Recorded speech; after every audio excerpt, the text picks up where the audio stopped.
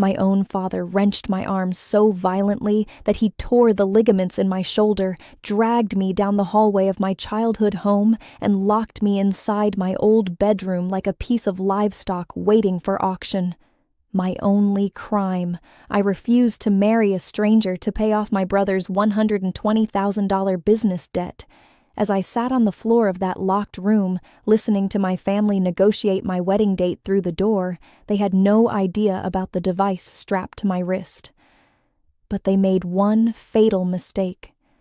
They forgot that the daughter they were trying to sell was an accountant, and accountants never forget where the bodies are buried in the books. What I did to them next, none of them saw coming.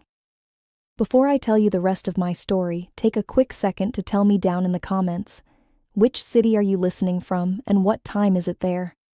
I truly love reading through your replies and seeing how far our digital family reaches across the world.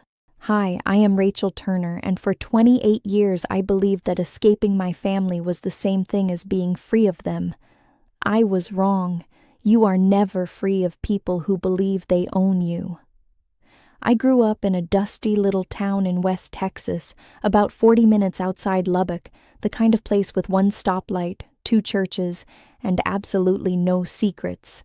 My father, Wayne, ran a struggling equipment repair shop. My mother, Donna, ran the household like a small kingdom where my younger brother Cody sat on the throne.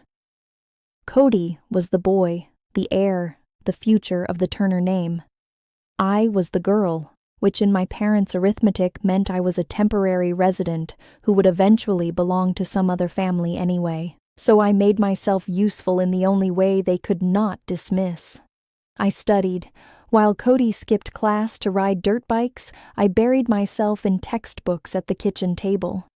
While he totaled 2 trucks before his 19th birthday, I won a full academic scholarship to a university in Austin. My parents did not attend my high school graduation ceremony because it conflicted with one of Cody's rodeo events. I sat in that auditorium with an empty row behind me, and I made myself a promise. I would build a life so solid, so independent, that I would never need a single thing from these people again. I kept that promise. I graduated with honors in accounting, passed my certification exams on the first attempt, and built a career at a respected firm in Lubbock, close enough to visit, far enough to breathe. If you want to understand how a family arrives at the idea of selling a daughter, you have to understand the years of small rehearsals that came first. When I was 16, Cody crashed his dirt bike through a neighbor's fence, and my parents paid for the damage out of my college fund, telling me scholarships existed for girls like me anyway. When I was 22, they asked me to co-sign a truck loan for him, and when I refused, my mother did not speak to me for 2 months, then ended her silence with a phone call asking for money. Every Christmas, my gifts to them were measured and weighed, while Cody's empty hands were excused with the words, "He is going through a hard time." The hard time lasted 25 years. In our house, my brother's failures were weather, unavoidable and blameless, while my successes were crops, things that existed to be harvested. I see all of that clearly now. Back then, I just thought it was what family meant. But here is the trap that catches every daughter like me. Independence does not protect you from guilt. Even after everything, I still sent my parents $800 every single month to help with their bills. I still covered the insurance on my father's work truck, and when Cody, at 25, announced that he was starting his own construction company, and my parents begged me to help him set up his books, I said yes. I told myself it was just spreadsheets. It was just numbers. Numbers had always been my refuge. I had no idea they were about to become my evidence. Within a year of doing Cody's bookkeeping as an unpaid favor, I knew something was deeply wrong. Cash payments from customers were vanishing before they ever touched the business account. Invoices existed for jobs that I could prove never happened. Workers were being paid under the table while the payroll records claimed half of them did not exist. When I confronted Cody, he laughed at me. He actually laughed and said, "Everybody does it out here, Rachel. Stop acting like the tax police." I told him I would not sign off on fraudulent books, and I resigned as his bookkeeper that same week. But before I walked away, the meticulous, careful, slightly paranoid accountant in me did one thing out of pure professional habit. I backed up complete copies of every record, every fake invoice, every cash ledger, and every text message where Cody bragged about hiding income, all to a secure cloud account that only I could access. Remember that detail. It is the hinge this entire story turns on. Without me watching the numbers, Cody's company did exactly what fraudulent companies do. It collapsed, but it did not collapse quietly. To keep it breathing, Cody had borrowed money from the one man in our county you never borrow from, Earl Hutchins. Big Earl, everyone called him. He owned the feed store, the pawn shop, 2 car lots, and according to whispers, half the sheriff's department's goodwill. Earl lent money to desperate people at interest rates that would make a credit card company blush, and he collected with a smile that never reached his eyes. By the time the dust settled, Cody owed Earl Hutchins $120,000, and the debt was growing by the week. I learned all of this on a Sunday afternoon in March, when my mother called and begged me to come home for a family dinner. She said it was important. She said Dad's heart could not take the stress much longer. I drove the 40 minutes with a knot in my stomach, and when I walked through the front door, I understood immediately that I had not been invited to a dinner. I had been delivered to a negotiation.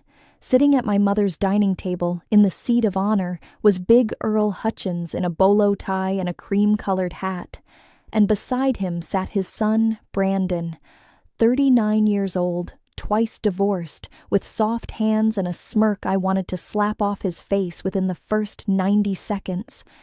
My father did not even wait for the food to be served. He stood up, cleared his throat like he was about to give a toast, and announced that the families had reached an arrangement.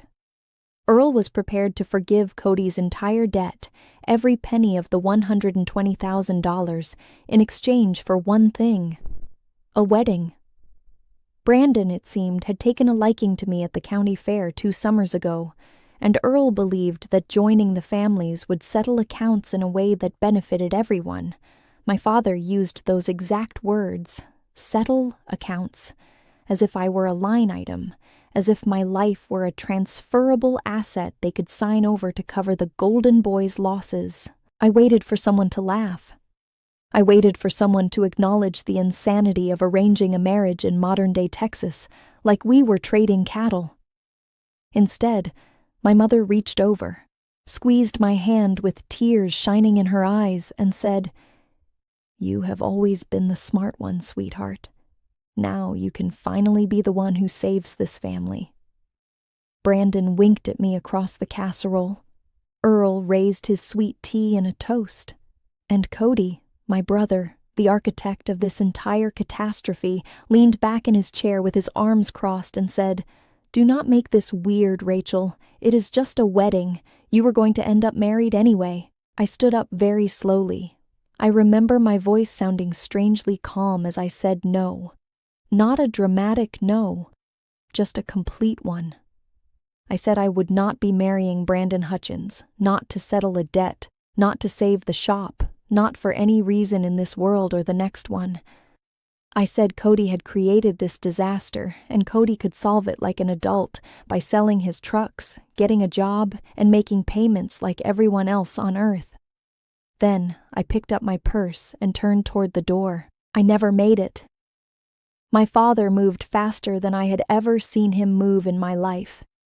His hand clamped around my upper arm like a vice, and he yanked me backward with such force that I felt something tear deep inside my shoulder, a white, hot, ripping sensation that made my vision flash. I screamed. He did not stop. He dragged me, stumbling down the hallway while Earl and Brandon watched from the table with mild interest, like men watching a stubborn calf being led to a pen. My mother trotted alongside us, pleading, not with him to stop, but with me to stop fighting. He shoved me into my childhood bedroom hard enough that I crashed into the dresser, and I heard the old skeleton key turn in the lock, a sound I had not heard since I was a little girl. Through the door, my father's voice came low and final. He said, "You will sit in there and think about your family for once in your selfish life. In the morning, you will come out, you will apologize to Earl, and you will set a date." My mother's softer voice followed. "Sweetheart, we took your phone from your purse and your keys and that little laptop bag, so there is no point in making a scene. Just rest. Tomorrow, everything will look better." Then I heard the most chilling sound of all. I heard the four of them return to the dining room, and I heard silverware on plates and laughter and Earl's booming voice telling a story. They were eating dinner. They had imprisoned a grown woman in a bedroom, dislocated her shoulder, and sat down to pot roast. I sat on the floor against the bed, cradling my arm, which had already swollen so badly I could not lift it past my ribs, and I felt the strangest sensation of my life. The pain was enormous, but somewhere underneath it, a door inside me closed with a soft, permanent click. I looked around that little room, at the faded ribbon from a spelling bee nobody attended, at the desk where I had taught myself calculus while rodeo cheers drifted in from the television, at the window my father had nailed shut years ago after Cody snuck out one too many times, a precaution that now served a much darker purpose. I thought about every check I had ever written this family, every holiday I had spent being told I worked too much, every time I had explained away their coldness as country stubbornness. And I understood, with the clean finality of a completed audit, that I had never been a daughter in this house. I had been a reserve account, something you keep untouched and quietly resent until the day you need to drain it. 28 years of trying to earn these people's love ended on that floor. And then I looked down at my wrist. In their rush to confiscate my phone, my purse, my keys, and my laptop, my brilliant family had forgotten about the smartwatch on my arm, the watch with its own cellular connection, the watch I had bought, with bitter irony, so that I could always be reachable in case of a family emergency. I raised my wrist to my mouth and I whispered to it. I told the emergency dispatcher my name, my parents' address, and the following sentence, which I later learned was read aloud in court. I said, "I am being held against my will in a locked room by my family because I refused a forced marriage. My shoulder is injured, and the men involved are still in the house." The dispatcher, a calm woman named Yolanda, whom I will love until the day I die, kept me on the line in a whisper for 11 minutes. She told me later that calls like mine usually come from countries far away, and that she had never in 19 years of dispatching taken a forced marriage confinement call from a county road in Texas. The sheriff's deputies did not use the doorbell. I heard the heavy knock, my father's annoyed footsteps, and then the change in his voice when he saw the uniforms. I heard my mother's bright, brittle laugh as she explained that everything was fine, just a family disagreement. You know how dramatic daughters can be. And then I heard a deputy say the 9 words that began the end of the Turner family as I knew it. He said, "Ma'am, step aside. We need to see Rachel now." They found me locked in a bedroom with a key my father had to be ordered 3 times to produce, with a left shoulder visibly deformed by a severe sprain and torn ligaments, with finger-shaped bruises already going purple on my arm, and without my phone, my keys, or my identification, all of which were discovered stacked neatly on top of my mother's refrigerator. My father was arrested that night for unlawful restraint and assault, causing bodily injury to a family member. My mother was detained, questioned, and later charged as a party to the unlawful restraint, because taking a captive woman's phone and keys is not hospitality, it is participation. Earl and Brandon Hutchins slipped out the back during the commotion and drove home, untouched, confident, smiling. For now. At the hospital, while a kind orthopedic specialist immobilized my shoulder and scheduled my surgery consult, a young deputy took my full statement. The old Rachel, the one who sent $800 a month to people who skipped her graduation, would have softened the story. The new Rachel testified like the auditor she was, precise, chronological, devastating, and when the deputy closed his notebook and asked if there was anything else, I said yes. I said, actually, there is quite a lot else, and most of it is financial. I told him about Earl Hutchins and the debt behind the forced engagement. I told him I had seen the text messages Earl's collector sent my brother, messages that mentioned my brother's home address, his truck, and how easily accidents happen on county roads. The deputy stopped closing his notebook. That night, alone in a hospital bed with my arm strapped to my chest, I opened the cloud account on a borrowed tablet and looked at the complete archive of my brother's fraudulent books. 2 years of fake invoices, almost $200,000 in unreported cash income, payroll fraud, sales tax theft, texts where Cody literally bragged about it in writing. I had kept it all out of professional caution, never imagining I would use it. I sat there for a long time, thinking about my mother's voice saying, "Now you can finally be the one who saves this family." And then I began to type. The federal tax authorities have a formal process for reporting fraud, and as a certified accountant, I knew exactly how to package a referral so clean and so complete that no investigator could resist it. I attached everything. I cited every statute. I signed my name. The family wanted an accountant. They got one. Over the following weeks, while my shoulder healed from surgery, I worked through the rest of my list with the patience of a year-end audit. The federal investigators assigned to my referral were everything I hoped for, thorough, humorless, and delighted by my paperwork. One of them, a veteran agent named Miss Okafor, told me during our second interview that in 22 years she had never received a citizen referral with a reconciled spreadsheet, labeled exhibits, and a table of contents. She said it was like Christmas morning for auditors. They subpoenaed Cody's bank records, matched the cash deposits in his personal account against the invoices I had flagged, and interviewed the workers he had paid off the books, several of whom were more than happy to talk once they learned he had also been shorting their wages. The case assembled itself like furniture with good instructions.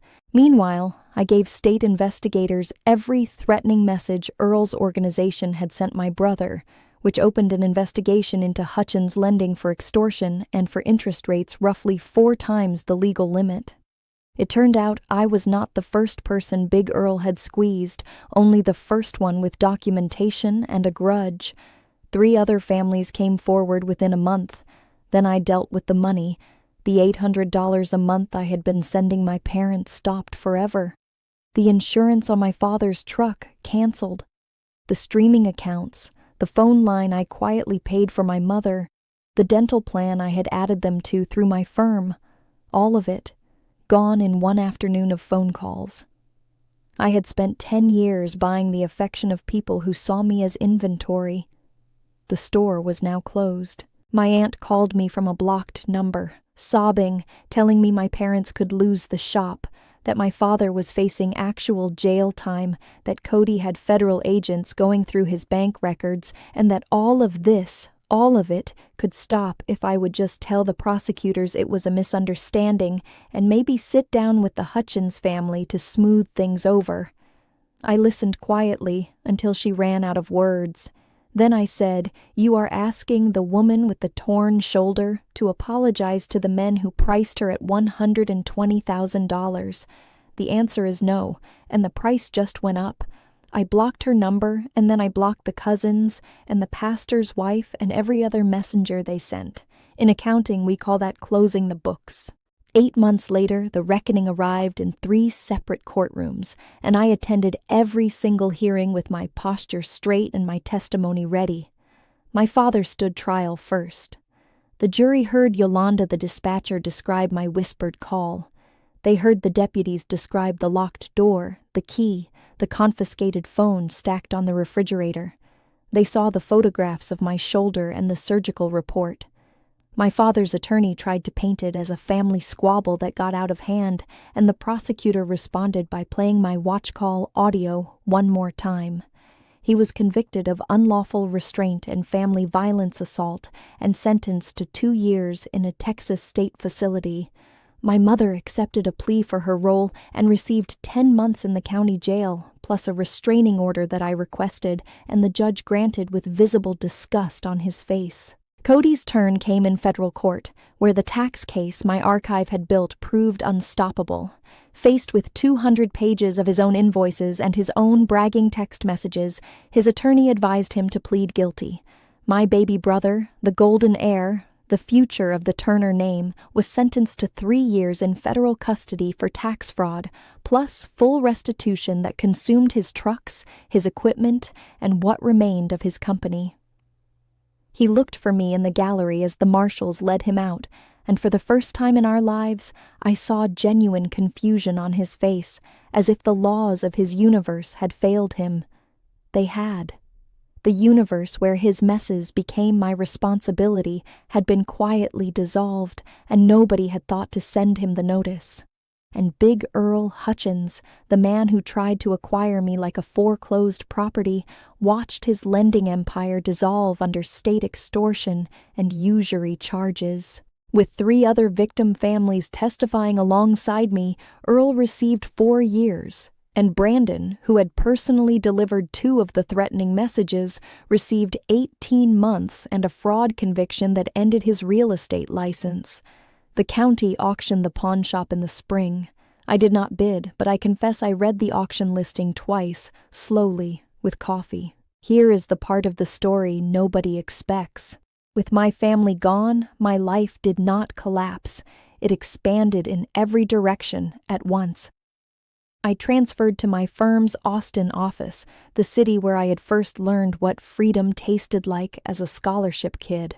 My shoulder healed stronger than the surgeons predicted, and so did everything else. I poured myself into forensic accounting, the branch of my profession that hunts fraud for a living, and discovered that I was not merely good at it. I was born for it. Within 3 years, I made partner, the youngest in the firm's history, and these days I spend my work weeks doing for strangers what I once did for my own family. I follow the money, I find the lie, and I write it all down. It was through that work that I met Aaron, a financial crimes attorney with kind eyes and the driest sense of humor in the state of Texas. We were witnesses on the same fraud case, and he spent a 15-minute court recess making me laugh so hard I nearly cried in a federal hallway. When I eventually told him my whole story, every ugly chapter of it, he did not flinch and he did not pity me. He just took my hand and said, "Rachel, they tried to sell you to cover a debt, and instead you made every single one of them pay their own." A year later, he proposed in a tiny barbecue joint in Lockhart with sauce on his fingers and absolutely no audience, which is exactly how I wanted it.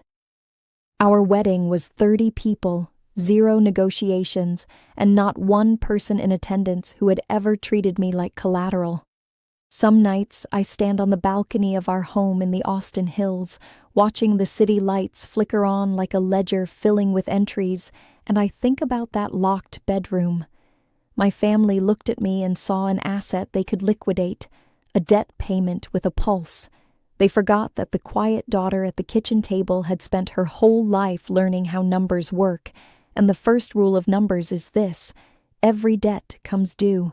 They tried to balance Cody's books with my life, so I balanced them properly, with prison sentences, restitution orders, and a restraining order, every account reconciled to the penny.